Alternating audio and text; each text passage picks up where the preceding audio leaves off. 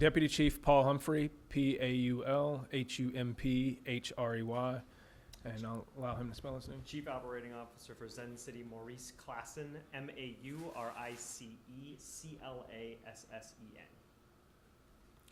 Is everyone ready? Okay. Thank you all for being here today. I'm excited to announce another step that LMPD is taking in increasing the ability for the agency, the city, to interact and get feedback from the citizens of Louisville. As you all know, we have really tried to make sure that we are robust and proactive in giving opportunities for the community to give us feedback so that we have an understanding of what the community concerns are, both about LMPD and about their communities. This partnership with Zen City is another opportunity and another platform to give the ability for the citizens to be able to interact with the agency, the department, the officers on the department, and help us guide our strategies in how we police and keep the community safe. Community safety is about a partnership between the community and the department. It is not one-sided.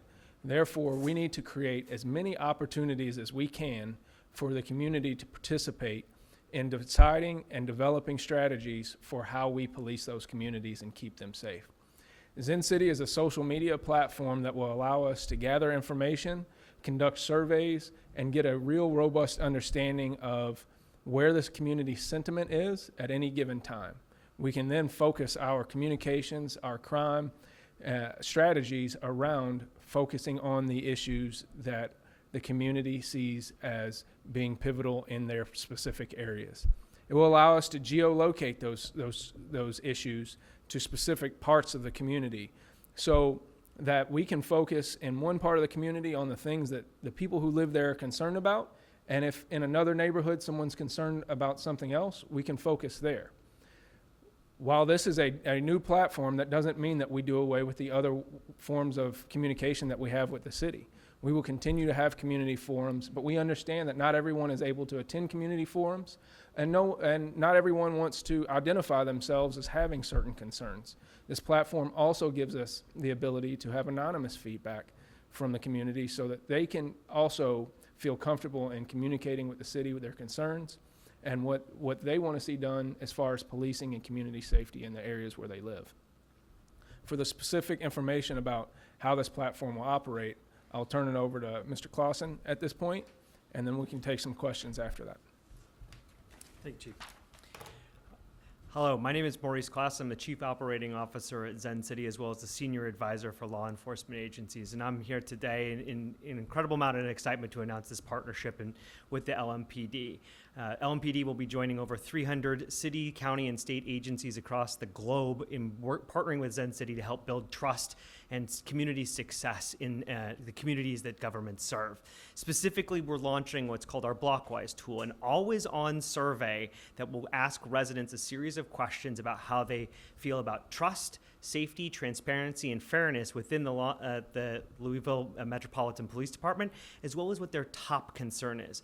Those surveys went live earlier today, and you'll see a visual of them over here to my left. Each of these surveys, as the Chief just said, are anonymous, and so there's no requirement for anyone to identify who they are, and we will not be taking any identifiable information.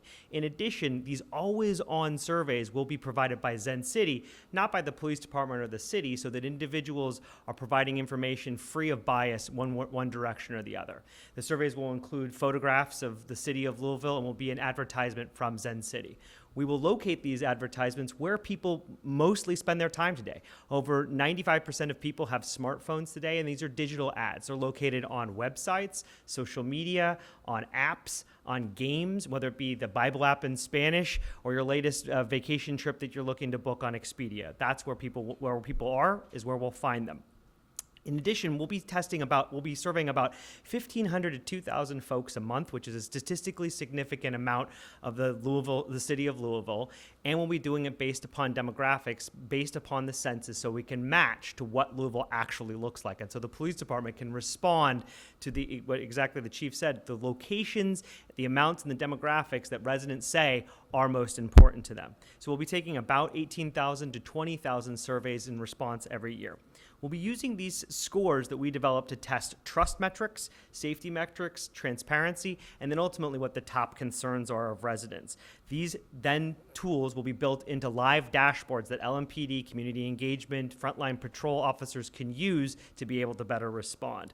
Ultimately, I found while working in Chicago as the director of strategy at the Chicago Police Department, it helped the police department respond not only to performance management to be able to better respond to the community, second, for communication so that LMPD can better communicate to the public, and third, around community engagement so that folks can talk about what the highest level of interest and most important interest areas are for them on a daily basis.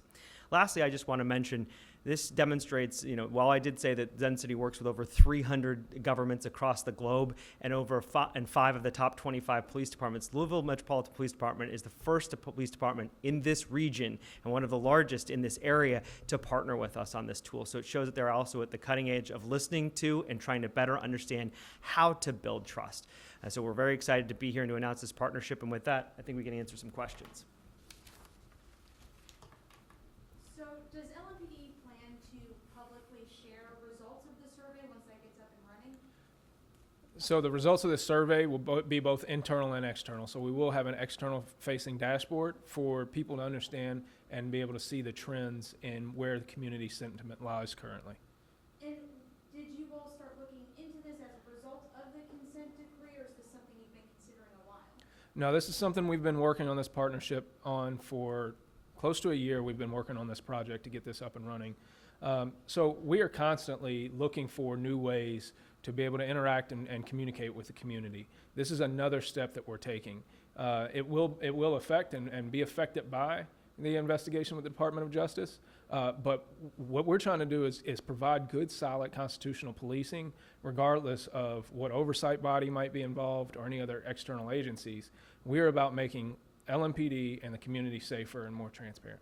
Is this a yearly subscription? How does this work as far as cost?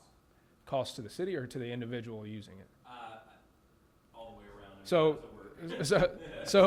So for any individual who participates in the survey, that's free. There is no charge. It comes to their smartphone, and what we found is over 90% of the city has access to smartphones, regardless of socioeconomic status. So we wanted to make sure that was the case because we don't want to exclude people from being able to access the platform. So while there is that 10%, we've expanded through this additional platform the number of people that we can reach. That being said, it's a year-to-year contract that we have that with ZenCity that the city is paying for. And what does that cost? I can get you the exact numbers on it. I don't have that in front of me. Okay. So. Okay, but this is something you plan to do ongoing, or? So we're going to continue this. If we see success, we would like to continue it in perpetuity. But we're going to evaluate that and work with ZenCity. And part of what has happened with ZenCity in this process of getting everything set up is they've been very responsive to understanding the specific needs of LMPD and the city so that we can set up measures and metrics in order to understand what we need. He spoke about how many cities that they are in, and while they have confirmed efficacy in their data from those cities, what we want to make sure is that we have a unique product that helps us. And how can we use this product maybe differently from what some of the other cities have used it in order to guide our strategies in a more specific way. Now, obviously, this survey will be sent out in advertisement form, but does LMPD plan to share a link to this survey so people can seek it out if they want? So there will be an opportunity for people to proactively access the survey. However, and I can let him speak about statistical measures, in order to get a representative sample, us sending it out to individuals is not going to create a representative sample. While we will gather more data that way, we want to make sure that the data that we gather is neutral, unbiased, and not influenced by LMPD. So. Thank you. That's a great description. Essentially what we'll do is we'll provide two different formats to the department. The first is the statistically significant format, which is the always-on anonymized surveys. All surveys will be anonymized, but these will be the ones that we send out to all demographics across the city and then match them to the city to make sure that LMPD has a complete read of what the city looks like so that we're not just speaking to the same 10 people coming to specific meetings. Then we'll also provide a QR code that we can put on the web, both on the LMPD website, on Zencity's website, as well as take two community meetings so that we can reach out to folks. We'll keep those numbers as we report them back to LMPD separate, so that in the first tranche, it's statistically significant. In the second tranche, you'll see, oh, this is the group of people that attend meetings. This is the group of people that are hitting the website. You guys operate in, you've had this in other municipalities, correct? Correct. What, I guess, talk about the successes, what we can expect in our local community based on what you all have found in other municipalities. Sure. So, obviously this company's a tech startup, and so we haven't been around for decades. We've been around almost a decade. And essentially we have partnerships that have lasted 5-6 years in various cities, even longer in others. I'll just give a couple of examples. In the city of Chicago, what we saw was an actual intervention about how the way that the police department actually patrolled, and we tested to see if it was different. So we looked at a survey and said, in this district, if we patrol in this way, it gives this kind of trust. In another district, if we patrol this way, it gives a certain level of trust. So you can look at operations differently. The second piece is really a common framework. One of the things that we've talked about in the City of London, with which we have a partnership, is going to community meetings and having a common sense of here's what actually we're seeing in the data. Oftentimes when you go to community meetings, I'm sure the chief can speak to this better than I can, you have a lot of leaders or individuals in neighborhoods that have very specific concerns about their block and their specific neighborhood. What this data allows you to show is here's what's going on across the city, here's what's going on across your division, so you have a better context both on a statistically significant level that actually gives a common frame of reference for that data. And the last piece that I would argue is in a lot of the cities we've seen a sense in residents that transparency and fairness have increased because they're starting to see this data and see that the police department itself is judging itself based on this new data, which we found to be a huge help. And what does this lead to then? Does it lead to more trust in police, therefore better relationships? And I know the struggle with police is anytime there's a crime, people don't always cooperate, don't want to talk. Is this something that will help with police gather crucial information from the communities that they work in? From the Zencity perspective, that's what we hope. That's what our company is designed to do. I'll turn it over to the chief, and he can say for LMPD's perspective. So the goal is absolutely to build trust. We understand that the work that we're doing to build relationships within the community, there is no way that we can reach out and have a one-on-one relationship with everyone. So when there are issues of a certain crime issue or a certain social issue that affects trust in the police, we need to know about that so that we can make adjustments. And so the things that we might be concerned about internally might not necessarily align specifically with some of the things that the rest of the community's concerned about, and vice versa. And that often happens where we get calls from members of the community that we have relationships with or that we speak to at community gatherings that say, hey, did you know this was happening? Hey, what are you going to do about these things? This is just another platform for us to build that level of interaction so that we can build that trust and show that we are being responsive to the actual needs and concerns of the community. What's your long-term hope with this? My long-term hope is exactly that, is that this is a platform that grows in our ability to use it and interact, and the public sees that this isn't a facade. This is an actual opportunity for us to get information about their concerns and respond to that information about their concerns in a real and legitimate way. Couple more.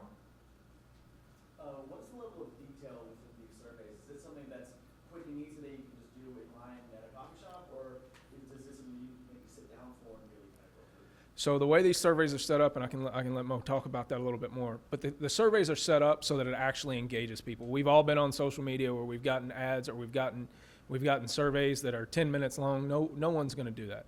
These are set up so that they can be completed in a short period of time, yet their questions are designed so that we get as much information out of that short survey and get people to actually complete them. The only thing I would add to that is it's specifically designed so that each question is as short as possible and it's easy to answer. So literally you're picking 1 to 10 on a ranking, and we keep the question number limited so that people are more likely to complete it. Within the industry, we have a very high click rate in terms of people actually clicking on our ads because we try to make them as compelling to click on as possible. They're not necessarily talking about government, and they're not being sponsored by the government.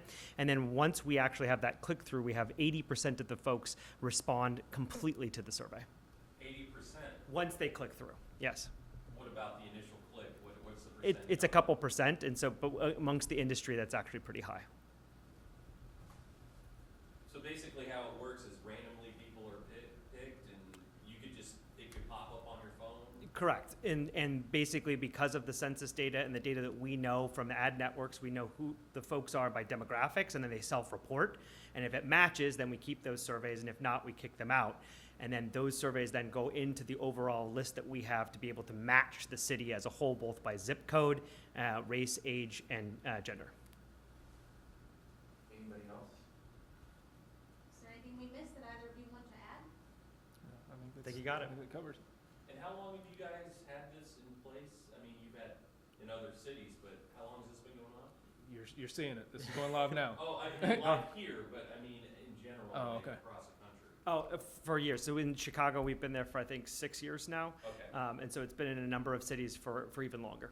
And you said it's live now, We right? went live earlier today. We're live Have today. you already been receiving responses? We should have already received them. I haven't checked the list. Our head, a VP of statistics is, or actually our VP of data analytics is over there, so I'll ask him. But I'm pretty sure we usually get responses right away. All right, thanks, everybody. Thanks so much. So we're gonna, show Zencity out, and then, Colonel Humphrey will start with an update on the missing juvenile. And, yeah, go ahead, grab it. We'll give us just a second, he's gonna grab his computer, take off. Deputy Chief Humphrey will provide a really quick statement on the missing 10-year-old, and then he'll open it up to questions.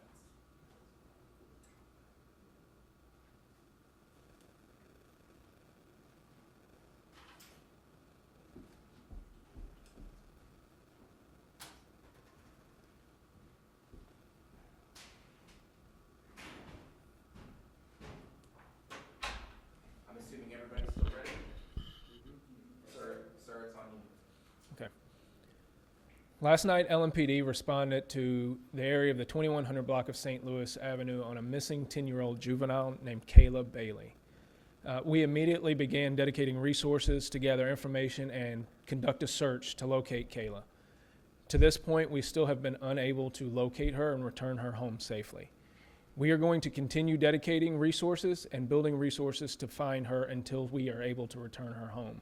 At this time, we have the involvement of our air unit, our missing persons unit, as well as patrol and our criminal interdiction division officers. All of those resources will remain diligent in trying to locate her until we possibly can. We are asking the community for assistance in finding Kayla. We have posted pictures and descriptions of Kayla on all of our social media platforms, and as we get more information, we will continue to post that on our social media platforms. We are asking anyone who has any information about Kayla's whereabouts or knows anyone that has information about Kayla's whereabouts to please call 911, or they can report it anonymously through our tip line, 574 LMPD. We are dedicated 100% to making sure we return this little girl home, and we want to make sure that the community helps us in that process so that we can return her home safely. And can you describe the last time she was seen? The last time she was seen was around 5 p.m. yesterday by her parents. Okay. And what should the public do if they see her? If the public locates or sees a child that they think is Kayla, I would ask that you try to keep eyes on her, call 911, and immediately report her location so that we can get officers there to verify that as quickly as possible. And then the last one for me, is this the first time she's gone missing? Is this a suspected runaway? Can you elaborate at all? Well, we know that she was not abducted, but other than that, that's still part of the investigation that we're trying to make sure that we understand all of those pieces. Because we've seen that there's been other issues with her going missing. Do you have any record of that? So what I'll say about any other issues is that Kayla is 10 years old. Kayla is out on the street, apparently by herself. That means Kayla's in danger because we do not want a 10-year-old on the street by herself. So that's what we're focusing on right now. Any of those other things we can focus on later on and work with her family for that. How were you able to rule out abduction? Excuse me? The abduction part, you said you know it wasn't an abduction. How So were you that- able to rule that out? Yes, so that's been part of what we've discovered in the investigation and working with Kayla's family is that we know that she was not abducted by force at this point. Anybody have anything else? Does she have any medical conditions Yeah, as far as we know, she has no medical conditions of concern. The concern is her age and being alone. A 10-year-old is not safe to be alone on the street, especially for this amount of time.